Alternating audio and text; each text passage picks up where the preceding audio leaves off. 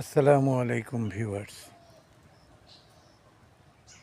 দেশ এবং দেশের বাইরে যে যেখান থেকে আমাদের এই ভিডিও দেখছেন, YDDN অ্যাগ্রোর পক্ষ থেকে আপনাদেরকে শুভেচ্ছা এবং স্বাগতম জানাচ্ছি। ভিউয়ার্স, এই মুহূর্তে দাঁড়িয়ে আছে আমি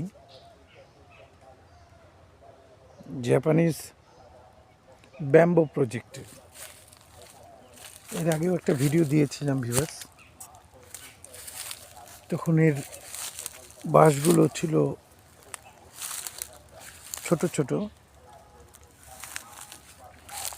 এখন বাঁশ বাগানের ভেতরে মোটামুটি ঘোরাফেরা করা যায়, এরকম একটা পরিবেশ তৈরি হয়েছে ভিউয়ার্স। আমি এই মুহূর্তে বাঁশ বাগানের ভেতরে দাঁড়িয়ে আছি। আমার উপরে বাঁশের কাণ্ডগুলো দাঁড়িয়ে আছে, নিচে পাতা। আমি দাঁড়িয়ে আছি বাঁশ বাগানের মাঝখানে। ছোটবেলায় জসিমউদ্দিন একটা কবিতা পড়েছিলাম বাংলায়,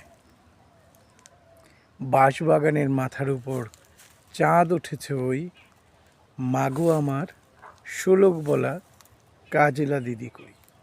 ভিউয়ার্স, আজকে আমাদের সেই গ্রামীণ পটভূমির কাজলা দিদি দেখা আর পাওয়া যায় না, কিন্তু বাঁশের বাগান এখনো আছে, গ্রামের ঐতিহ্যের সাথে এখনো টিকে আছে। আমার এই বাঁশের বিশেষ বৈশিষ্ট্য হলো, এই বাঁশে কোনো কঞ্চি আপনি দেখতে পাবেন না, কোনো ডালপালা হবে না। এগুলো বড় হতে থাকবে এবং 30 ফিট 40 ফিট হাইট হবে। ঠিক ওই মুহূর্তে ওই 30 ফিট 40 ফিট হাইটের মাথায় অল্প কিছু পাতা থাকবে, অনেকটা মাথার উপরে চুল থাকার মতো করে। ভিউয়ার্স, কিছু আগাছা, আমাদের গ্রামের ভাষায় এটাকে বলে ব্যাটারি গাছ, পেঁচিয়ে ধরে গাছগুলোকে, পেঁচিয়ে ধরে জীবনী শক্তিকে প্রায় নিঃশেষ করে দেয়। এরকম কিছু আগাছা হয়েছে, আমি এটা পরিষ্কার করে দিলাম। তো